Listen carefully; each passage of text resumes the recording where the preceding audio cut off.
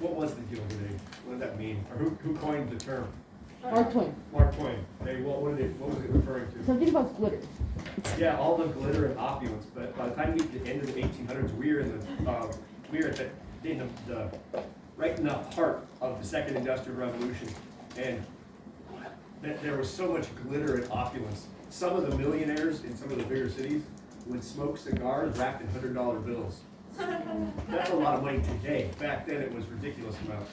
Their wives would wear fancy hats, all this opulence. Right? But at the same time, underneath, what was under all the glitter? Of course. Corruption, the massive gap between the rich and the poor. Okay, but big buildings, huge buildings. They weren't just building regular buildings; they were glorious. Okay, that was kind of what the Gilded Age was. And then the populists. Who were they? Do you remember reading? It was like the People's Party, like It was they were like made a party up of the of people. farmers. Right? Mostly farmers. Yeah, the farmers were like, we have no voice politically. The government keeps sticking to us. This isn't fair. Okay, so that's what we're going to talk about the next several days. First, let's kind of pick up where we left off. Talk about Grant as president. Okay, so obviously for background, he's the most popular figure in the country after the Civil War.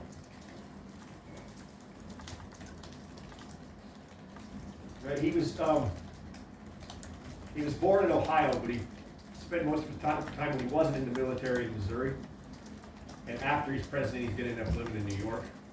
Because, why New York, Missouri? Because he's so popular when he gets done with the Civil War that people are giving him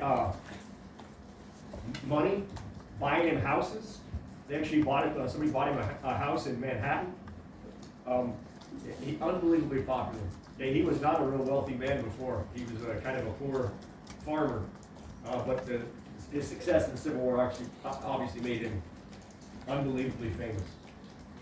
Okay, and really, after the war, after 620,000 men were dead, a lot of people wanted a change from, like, kind of away from politics as usual. It's kind of similar to the American appeal of when Donald Trump first got elected. People were just sick of politicians. And he wasn't really political. He wasn't really a politician, quote unquote, which at the same time made him very unqualified for the job, for the gig. Okay, but again, sometimes it turns into a popularity contest. Okay, but he was seen by most voters as non-political, a fresh set of eyes on the country. Okay, so the election of 1868, letter B up there. Obviously, Grant runs as a Republican.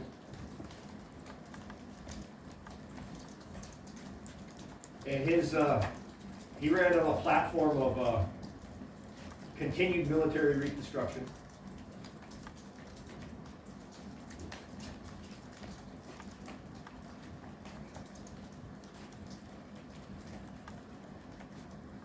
I guess I should make sure at this point, does everybody understand what the party platform is?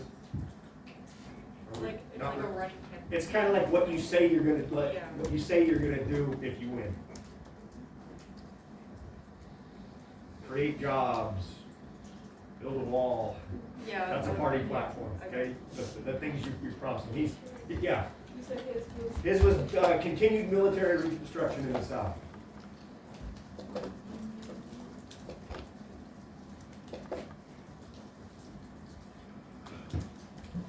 And during his campaign, Grant supporters were constantly, quote unquote, waving the bloody shirt. You guys remember what that meant? They kind of took the Civil War idea, right? Yeah, pointing at the South, pointing at Democrats, saying this is all your fault. Okay, that was the Democrats did that. The Civil War was their fault. You started it. So it was pretty hard. That was very common amongst Grant supporters. Again, it's called waving the bloody shirt. They didn't technically say that phrase, but it was finger pointing. They started it, Fort Sumter.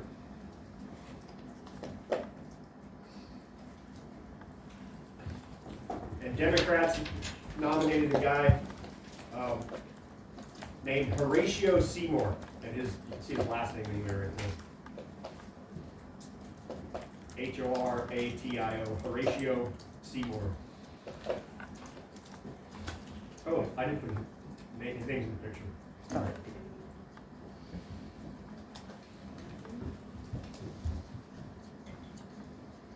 And he was a Democrat from New York, okay, which was kind of during the war, he would have been considered a war Democrat. Okay, so why would the Democrats run a guy from the north? They're trying to steal some of these states here. Okay, they know that that it's kind of up in the air. Nobody really knows what's going to happen in the South, but they know the election's going to be won up here, so you got to run on. And obviously, being from New York, you can have access to what? Political machines. They're going to help his campaign. And obviously, his whole campaign was against military reconstruction. Okay, that's how he's going to try to steal. Oops, wrong button. That's how he's going to try to steal votes in the South against military reconstruction. Yeah. Oh, never mind. No problem. Yeah, anytime you guys have questions, raise your hand. We'll figure it out.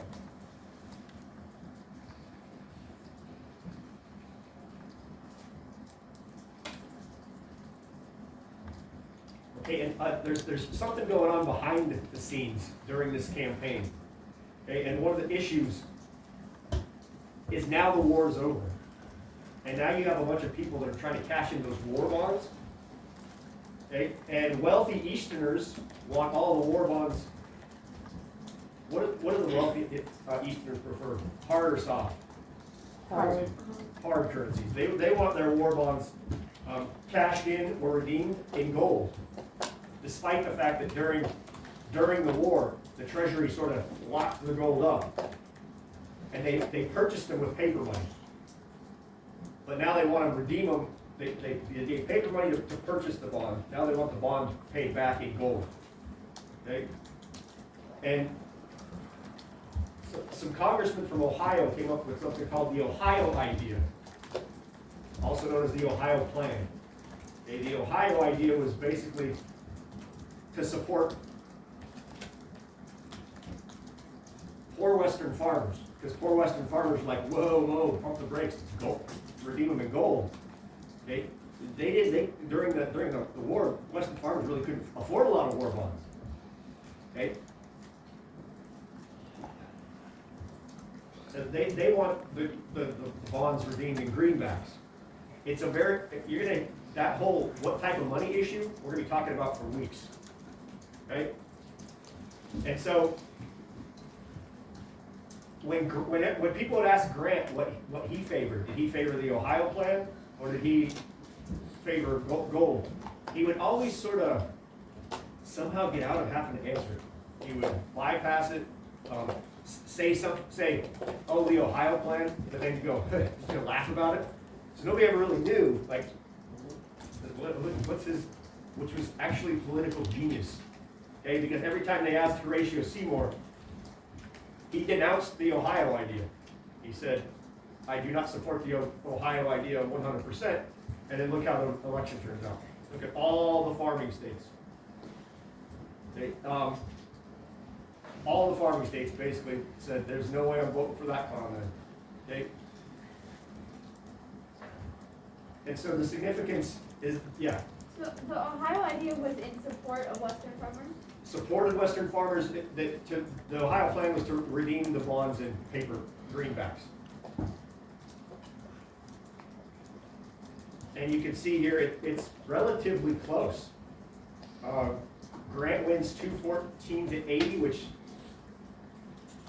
it's not super close, but I'll just tell you that in the popular election, he only lost by 300,000 votes. Okay, and there was one specific demographic that had 500,000 votes for Grant, newly freed African Americans. Okay, and those 500 votes were his margin of victory. Those 500,000 votes, excuse me. Did I say that? Am I looking at that right? Okay.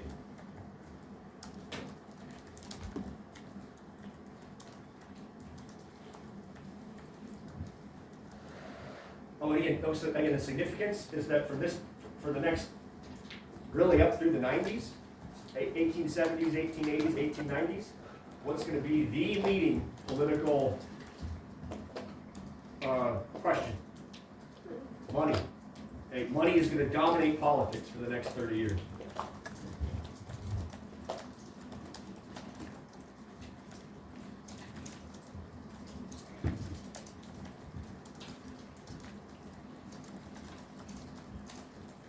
Yes. What was greenbacks again? Pick dollars. Yeah, green money, green paper money. I wish we still called them greenbacks. That's kind of cool. Yes. Is this a Roman numeral or a letter still? It's a letter. It is a letter. What did I have for? Yeah, I had, so let me go back, make sure that I'm not making that up. Yeah, A and B, I don't know. Thank you for pointing that out, I'm an idiot. I don't know why I put it in yellow. Just gonna mess everybody up. But A, B, and then this would be C. And so don't write down Jubilee Jim yet. Just get the title, Unprecedented Growth and Corruption.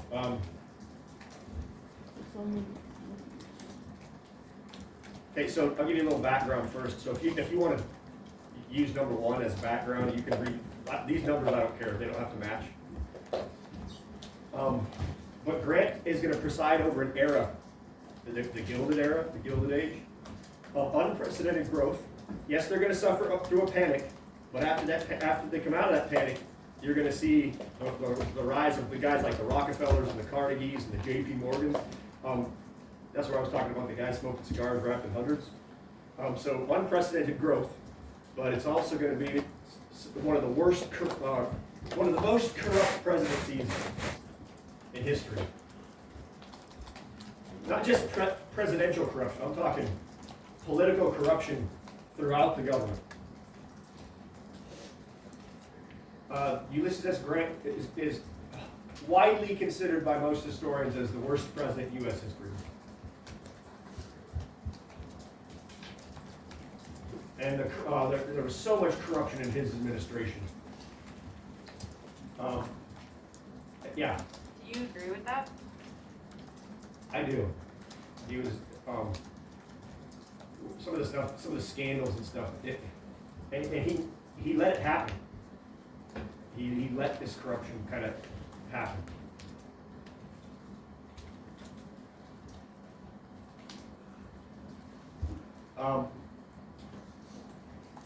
He knew that graft was going on, but he didn't do anything to stop graft. And I guess I should make sure you understand what that is. You may know what graft is. No. It's basically losing your personal power or political power for personal gain.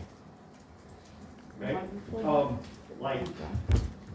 Like saying, okay, let's set aside this much money for a public project, and then kind of going out behind the scenes to the big businessmen and saying, if you want that job, you could give me a green handshake, and we can, you get the contract.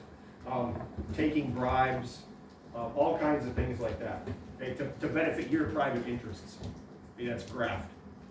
It's not always in the form of bribes, but it's a lot of times it has something to do with bribes. Okay, so anyway, now you can write down Jubilee, Jim Fisk, and Jay Gould. I'm going to give you some examples of some of this corruption. Okay, we'll start with those guys. His first name's not really Jubilee. That was a nickname.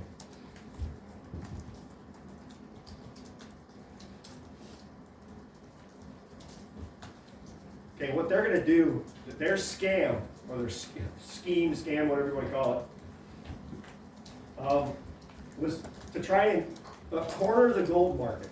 And this is in 1869.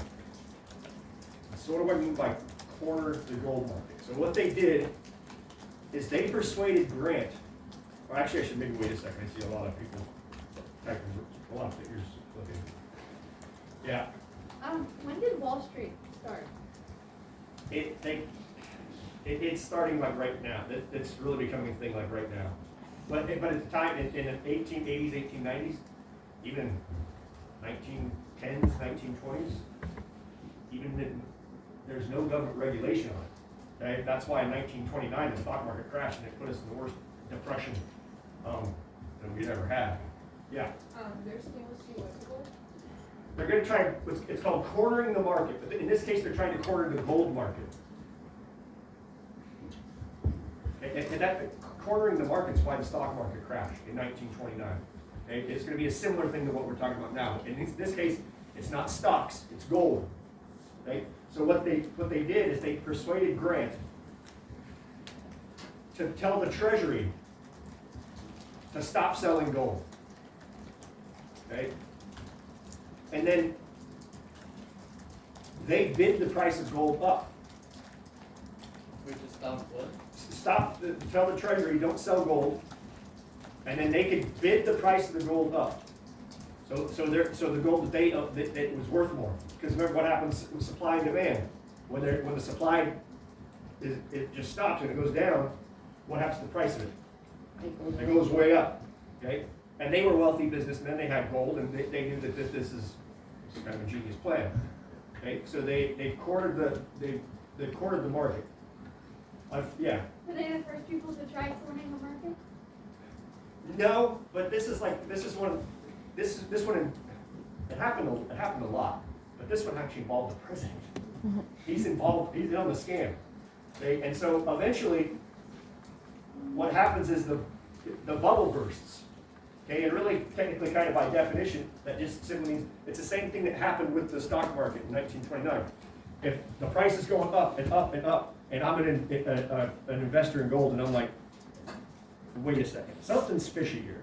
Okay, so in 1929, the stocks kept going up and up and up, and they were over-speculated, right? So the stocks went up, and all of a sudden people are like, some investors started going, there's no way that company's worth that. So they're like taking their shares and saying, I'm selling now.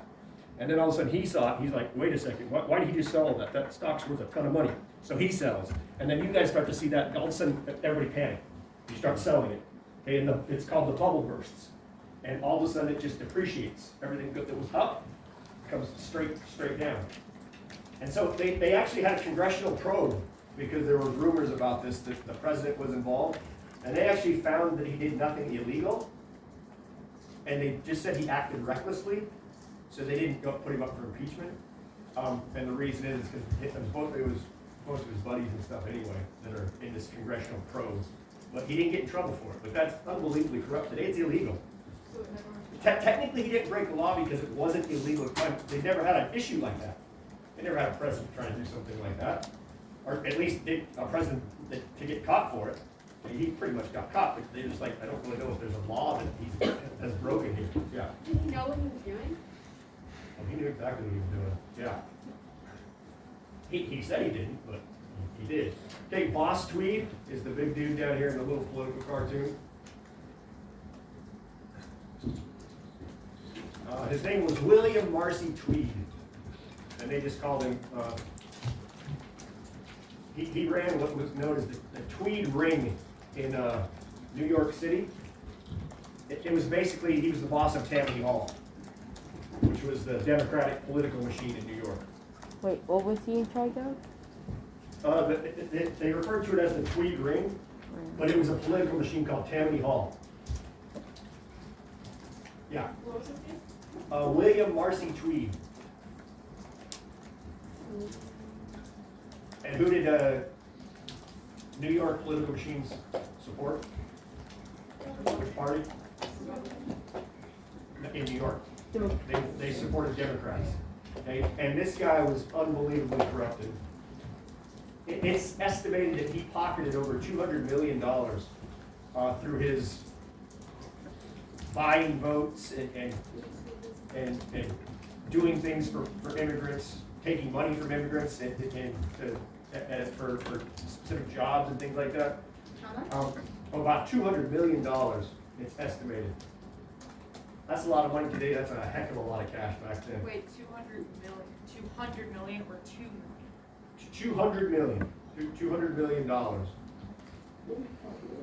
at the expense of New York City. Okay, yeah. What was his name? William Marcy Tweed. They called him Boss Tweed.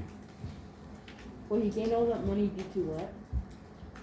What's that? He gained all the money from what? Just through the expense of New York City, taxpayers and things like that.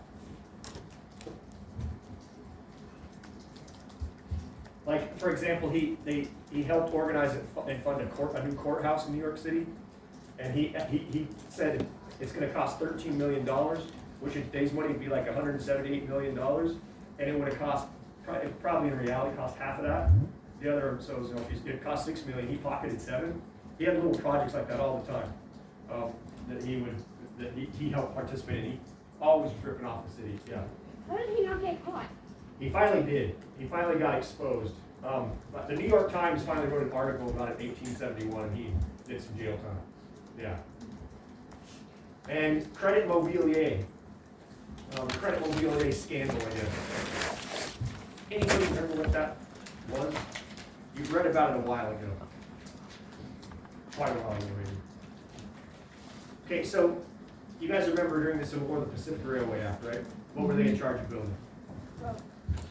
Transcontinental Railroad, right, all the way to California, okay? So the Pacific Railway Act was the grant to build this railroad. So the Pacific Railway Company basically they created this company called Credit Mobilier. The Pacific Railway Act is government legislation, so that's a government agency, the Pacific Railway Company. They hired themselves to build the railroad. And they basically did the same thing that like Boss Tweed was doing. They would say, okay, we need to buy sledgehammers. And they would say, on the invoice, it would say each sledgehammer was worth $85 a piece. In reality back then, the sledgehammer was probably worth $1.50. Okay? So they bid up, and then the guys in charge of Credit Mobilier were pocketing the profits. Okay? And that got exposed by the New York papers as well, eventually in 1872, which again is 3 years after the Transcontinental Railroad was complete. But several of them did prison time as well.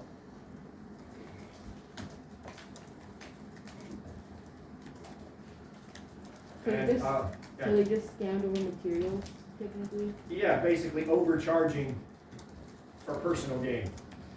And then, What year did they get caught? they got caught in 1872, which, 3 years after the completion of the railroad.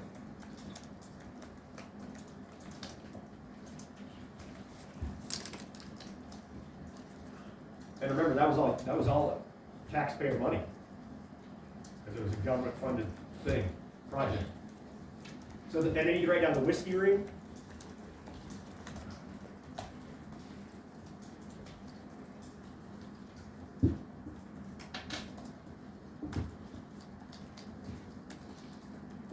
Okay, so do you remember one of the things that they did during the Civil War to help raise money? It was called excise taxes. Remember those? Yeah. It was taxes on, an excise tax is a tax on something that you don't need to survive. Okay, you would never put an excise tax on like something like bread. Okay, excise tax in this case was on whiskey, right? During the Civil War, the Union put excise taxes on tobacco and whiskey to help raise funds. Okay.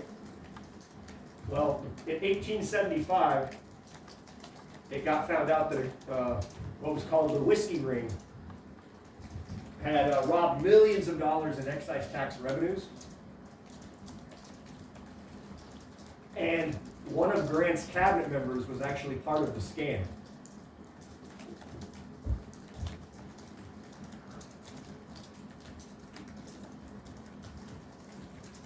And again, Grant used his power to convince the jury not to convict the guy.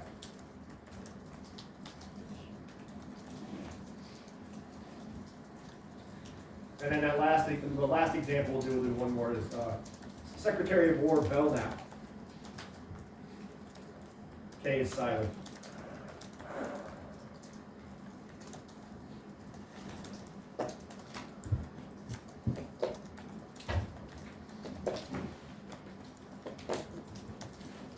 Can you repeat the events of the whiskey ring? They were pocketing excise tax money from the sale of whiskey. And then one of Grant's cabinet guys was actually in on the whole scam, and he convinced the jury not to convict the guy, which again is kind of an overstep of presidential power. And then Belknap, again, was the What is the SEC abbreviation? Secretary of State. Or Secretary of War, excuse me, I keep saying that, idiot, can't read. Secretary of War, my fault. Says it up there though.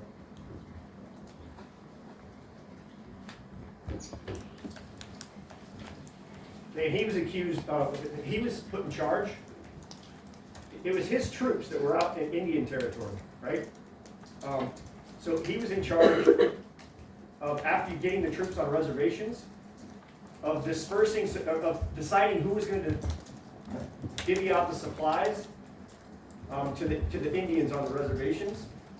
And he basically went, he said to the highest bidder, I'll hire you to do it on the government dime. So the government was going to pay somebody to distribute supplies, and he ended up taking a bribe of $24,000 to sell it to a specific guy that wanted the government contract. Okay, so that is another example of sort of the corruption in the Grant administration. You explain that again? Yeah. Okay, so you remember, like, when they got them on reservations, they said the government's idea was it's going to be way cheaper to feed them than to fight them. So once they got them on reservations, the government promised we'll give you food, we'll give you supplies, and things like that. Now, they never gave them good stuff. It was always crap. But he had to hire people, like an independent contractor, to actually take care of that service. And so he basically just said, he told people that came to apply for the military, the government contract, because who's paying for the supplies? The U.S. taxpayer, the U.S. government. So then he would say, well, how much would you offer me to get that government contract? A government contract supplying Indians would have been a sweet deal. Okay? And so finally he got the price bid up to $24,000. So he gave the contract to a specific company, and put the 24 grand in his pocket and got caught. And again, didn't do any time for it.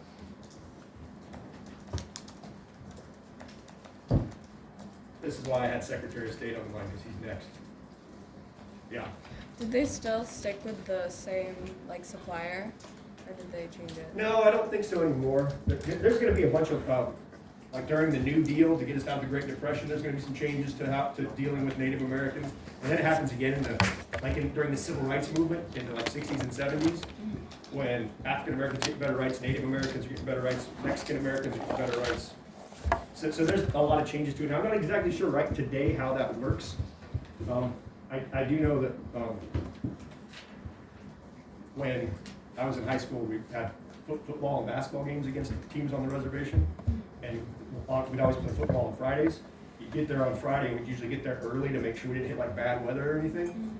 And we'd go to a park usually to hang out while we're waiting for the game and wait for their school to get out, because you can't just go hang out at their school when the school's going on.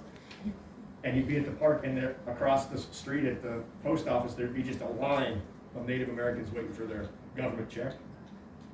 And so then the post office would open, and then they'd be pouring in, and they'd come out and straight to the bank, across the park to the bank, and then unfortunately, most of them, straight to the liquor store, which is pretty sad. But I know that, I don't think that they still supply them, but they do get government money, government checks. Okay, accomplishments under Grant. Really, most of the accomplishments under Ulysses S. Grant are going to be Secretary of State Hamilton Fish.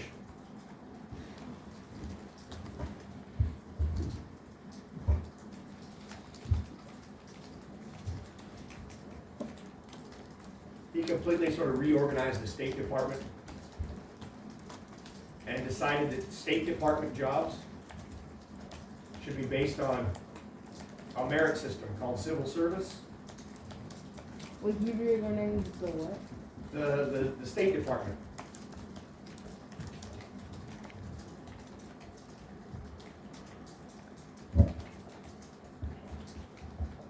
You wanted the State Department jobs to adhere to a merit system based in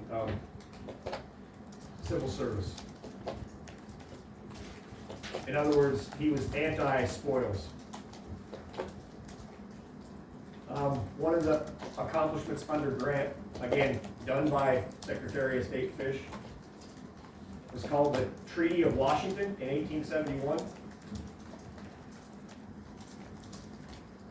What was that? Treaty of Washington, 1871.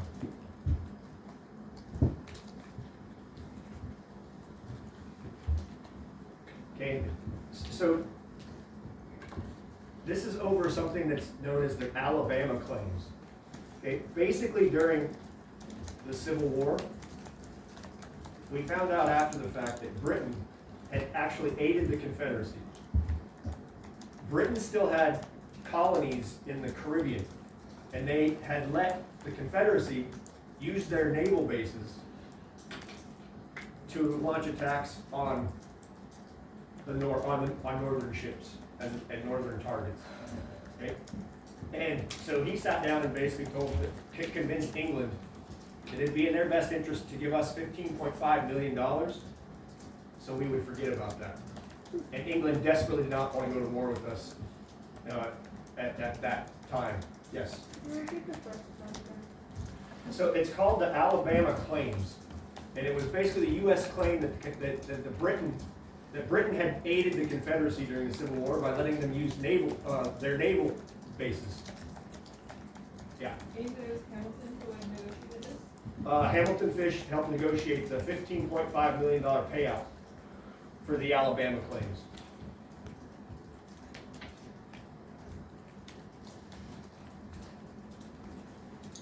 Yeah. Why were they called that?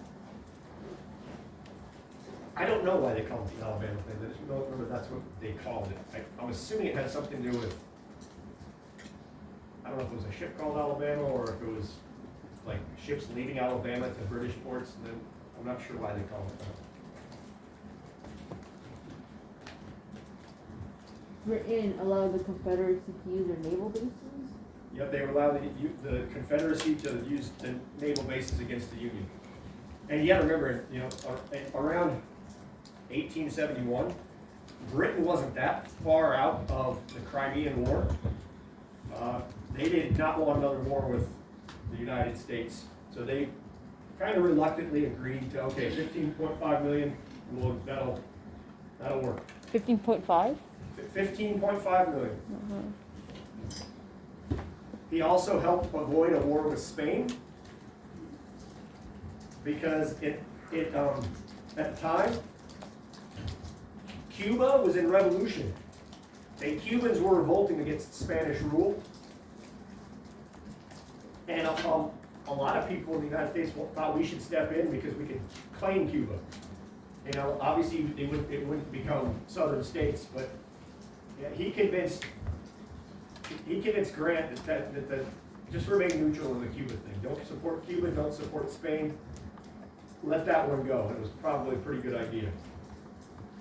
Again, we were fresh out of the Civil War. We weren't really, we probably didn't need another war with, especially a war with Spain. And probably the most impactful thing that happened under Grant's watch was the 15th Amendment. It's really the only major significance in his presidency. Anybody remember what the 15th Amendment does? You can ask.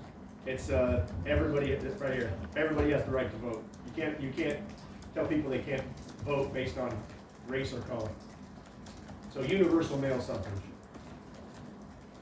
So all of the past stuff was under Hamilton, but this is under Grant. Yeah. Well, it's Grant's presidency, but his Secretary of State was really doing the heavy lifting. Again, Grant wasn't even a politician.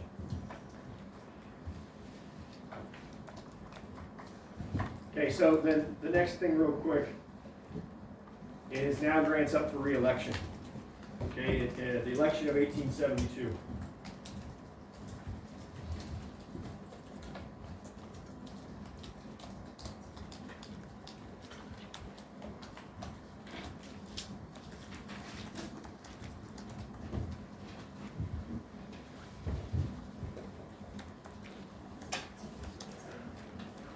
Yeah.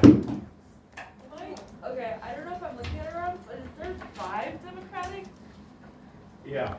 Yeah, and it's so stupid because They're just taking they're votes. just from each taking other. votes from each other, Yeah. exactly. And this election is also referred to sometimes in history books and stuff as the liberal Republican revolt.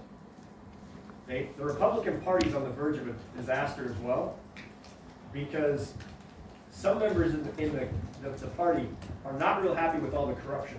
Okay, they're hearing some pretty nasty stories about what's going on under Grant's watchful eye. And the problem is that Democrats couldn't decide who to run. No viable, like real viable candidate in the Democratic Party was willing to run against Grant. So they got 4 guys, but they're basically saying, I'll do it. Technically 5. Okay? And so he's gonna win pretty easy. No Democrat, no viable candidate was really willing to go up against him. And he wins 286 to 66. That guy, Greeley got most of the votes. Yeah. Go ahead. Do you think that if there was one Democratic person that Grant would have lost? I don't think they had the right candidate. I mean, they didn't have a really qualified guy step up and say, I'll do it.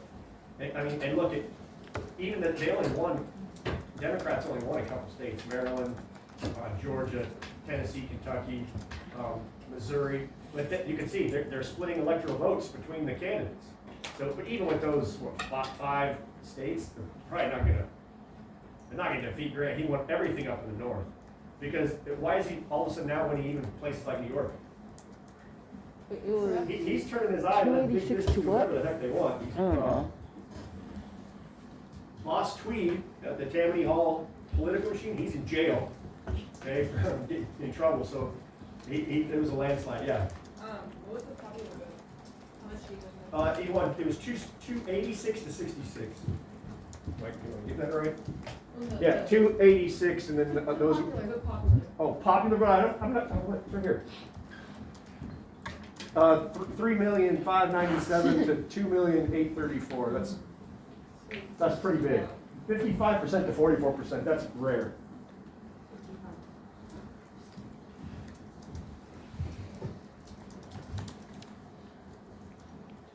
Got a question Do they about it? still do a popular vote?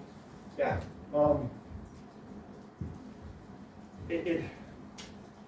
Hillary Clinton actually won the popular vote, okay, but Trump won the electoral. So that it still it happens once in a while. We'll talk about several times that it actually happened. The electoral college is usually supposed to vote the way the popular vote. It's just that it's the key states. That you only have to win the key states with the biggest electoral votes, which mostly is like through here today. Okay, you win those, Florida, Texas, California, and then you can win New York, Ohio, Wisconsin. Those are like the keys. So obviously, Democrats usually win California, Republicans usually win Texas today. This one's always the swing state. It usually goes Republican, but not always. Okay, Florida's always important. Same thing with Ohio and Michigan. Yeah. When was last time California was Republican? Say that again. When was last time that California was Republican? Ronald Reagan. I was With- gonna say Reagan, yeah. Because Reagan was the governor, and so yeah. And he clobbered Jimmy Carter in the election. It was a massacre. Okay.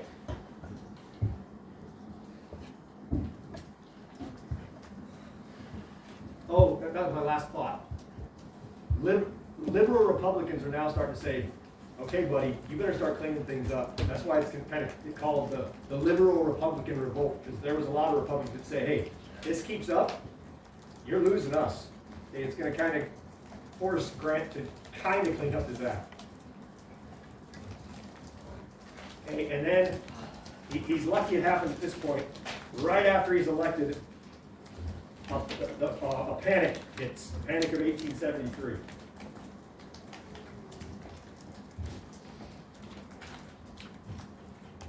And let's talk about the causes of the panic. Okay, the main one, again, was overproduction of railroads, mines, factories, and farm products.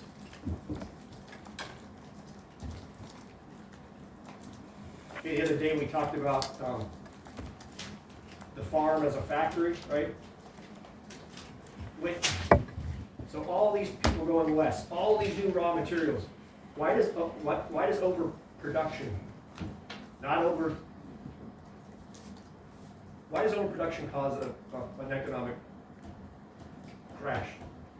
You're producing, and you got all these new items to buy. Yeah. You're making too much.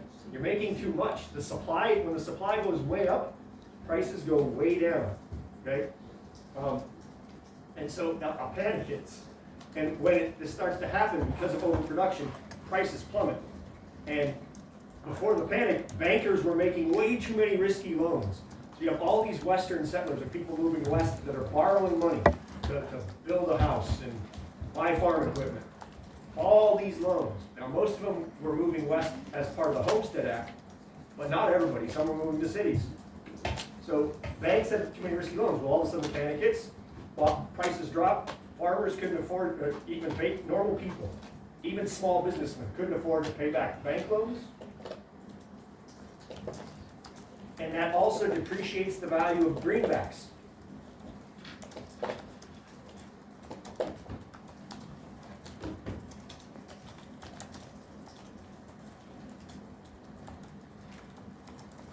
So hard money advocates in the East want to try and increase the dollar's value to get out of the panic. If the value of the dollar increases, you can buy more, which would try to get rid of the overproduction. So they tried a couple of things. They tried, the Treasury tried to withdraw $100 million out of circulation. So there was roughly $450 million in circulation in the US. And so to increase the value of the dollar, you take money out. And again, supply and demand. When the supply goes down, the value goes up. So they tried to take it from 450 million to 350 million to try and stimulate the value of the dollar. That was one way. That made the hard money people happy. It made the money people very upset. Because if there's less money in circulation, there's less money to get your hands on. And they didn't have hard money. Farmers in the farming belt, they have hard money. Okay? That only hurts them. And so that's gonna obviously lead to the greenback issue. In 1874, as a result of the panic, the panic wasn't going away. Congressional Democrats wanted to inflate, to create inflation by just simply printing more money. Who wanted to do that? Congressional Democrats in Congress. Now that's a very risky thing to do. Example, Germany after World War I. Yeah. They wanted to inflate what? They wanted this, purposely create inflation by printing more money. Through Congress. But Grant vetoed it to please, remember, most of the most important states to win are the Northeast. And that's where big business was. And he knows who that favors. Okay? So Grant vetoes the bill to print more paper money. And we're almost finished. I probably should have put it in the slide, but I didn't. Eventually they passed something called the specie. Remember, it's like the word species without the S on the end. And specie is what? Money. Coins. It's hard money, right? It's the Specie Resumption Act. RESUMPTION. Specie Resumption Act of 1875.